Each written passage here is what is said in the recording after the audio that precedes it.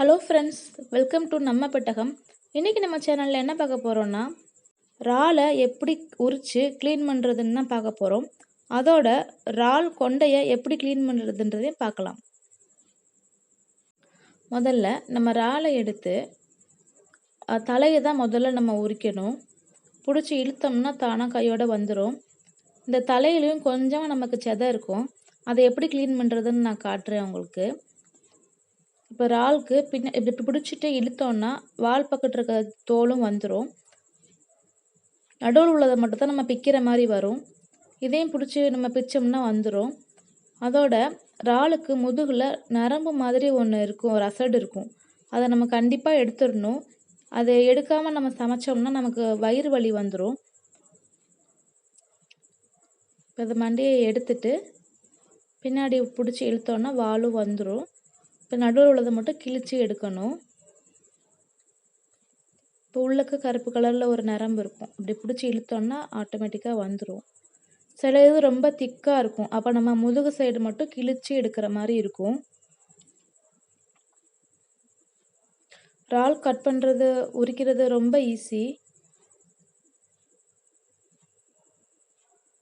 இப்போது இறால் தலையை எப்படி க்ளீன் பண்ணுறதுன்னு பார்க்கலாம். நம்ம இந்த தலையை எடுத்துட்டு இப்படி பிடிச்சி லைட்டாக இழுக்கணும். ஃபோர்ஸாக இழுத்தோன்னா பிஞ்சிட்டு வந்துடும். லைட்டாக இழுத்தோன்னா ஓடு தனியாக வந்துடும். இப்போ இதோட அந்த காலில் முக்கால்வாசி பக்கத்து நம்ம பிச்சு எடுத்துடணும். இந்த பார்ட் தான் நம்ம யூஸ் பண்ண போகிறோம். இந்த பார்ட் ரொம்ப டேஸ்ட்டாக இருக்கும். அதை வச்சு நம்ம துவையல் செய்யலாம், கட்லட் செய்யலாம். நான் துவையல் செஞ்சு ஒரு நாளைக்கு உங்களுக்கு காட்டுறேன்.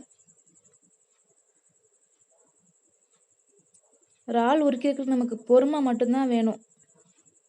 மற்றபடி ரொம்ப ஈஸியாக பண்ணிடலாம். இப்போ எல்லா இறாலையும் நான் உரிச்சிட்டேன். இறால் தனியாக கொண்டை தனியாக எடுத்து வச்சுருக்கேன். இது ரெண்டையும் தனித்தனியாக நம்ம அலசி எடுத்துக்கலாம். ரெண்டையும் ஒன்றா அலசினோன்னா இறால் கொண்டையில் இருக்க சதையெல்லாம் தனியாக வந்துடும். ஸோ ரெண்டையும் நம்ம தனித்தனியாக வச்சு அலசிக்கலாம். ஃபஸ்ட்டு இறாலை அலசி எடுத்துக்கலாம்.